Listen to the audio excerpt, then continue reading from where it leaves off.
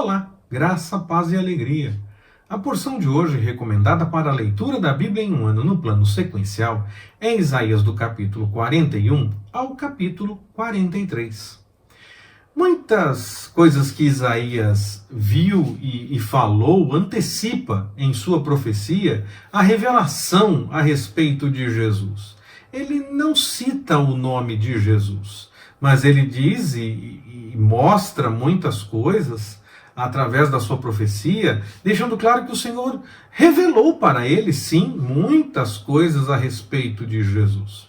Sim, a profecia de Isaías tem também muita coisa a respeito do alerta contra a desobediência do povo, a necessidade de punição que se aproximava e depois a restauração para que o povo vivesse de acordo com a sua vontade. Mas em muitos textos nós vemos essa questão da revelação a respeito de Jesus. E vemos a revelação a respeito de Jesus tanto no que diz respeito ao seu ministério, como para dias que nós ainda esperamos o cumprimento. O reinado milenar de Cristo, revelado no livro do Apocalipse, por exemplo.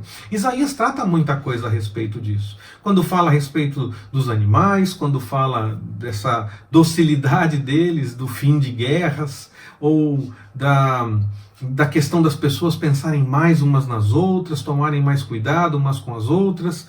Tudo isso nós ainda aguardamos o cumprimento. Isaías viu isso. Foi revelado para Isaías. É lindo demais ver que o Senhor permitiu que servos do passado pudessem ter conhecimento de coisas que eles nem mesmo teriam a chance de ver em seus dias. Nós queremos tudo para ontem. E Isaías teve revelação de coisas que em Jesus se confirmaram mais de 600 anos depois da morte de Isaías. E outras tantas nós ainda aguardamos o cumprimento. Aprender a confiar no Senhor da história é extremamente importante. Afinal, é no correr da história que nós temos a certeza de que o Senhor está agindo e que nós podemos notar que Ele cumpre a promessa de que está conosco sempre. O Senhor promete livramento até de povos que parecem mais fortes que o seu povo. Eles parecem até vitoriosos, só de chegar com toda a pompa e circunstância, já parecem vitoriosos. E ainda assim, o Senhor age e eles perdem na batalha. Ninguém é capaz de impedir o agir do Senhor. Seja autoridade, domínio ou governo, a pergunta sempre será a mesma. Agindo eu, quem impedirá? Em muitas passagens na Bíblia, e em Isaías isso não é diferente, o Senhor denuncia a construção e a adoração de ídolos no meio do seu povo.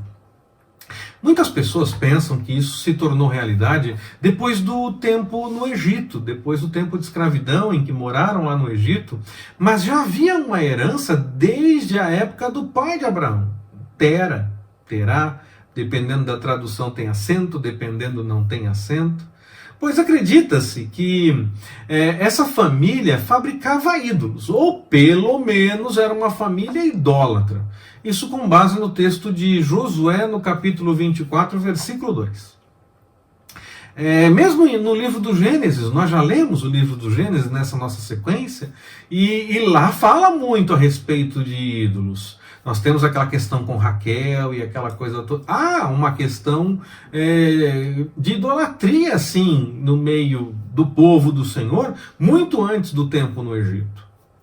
A loucura era que as pessoas mesmo fabricavam esses deuses, criavam essas histórias, e eram deuses logicamente falsos, pois eram fabricados pelas pessoas, não podiam de fato salvar, ou não podiam livrar ninguém. Embora o Senhor operasse maravilhas no meio do povo, com tantas coisas, tantas ações, tantas vitórias, tantos cuidados, ainda assim havia um sentimento de insegurança e de abandono nos corações dessas pessoas. E aí então eles buscavam em algo que podiam ver. Parecia que sentiam falta realmente de alguma coisa. E a visão de um ídolo parecia aproximar a divindade das pessoas.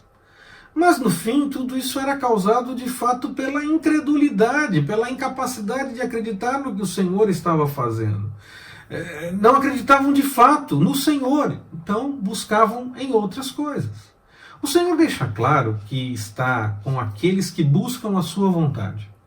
Mais importante que ter uma visão de um Deus falso para parecer que estamos próximos da divindade, mais importante que isso é ter confiança no cuidado do Senhor.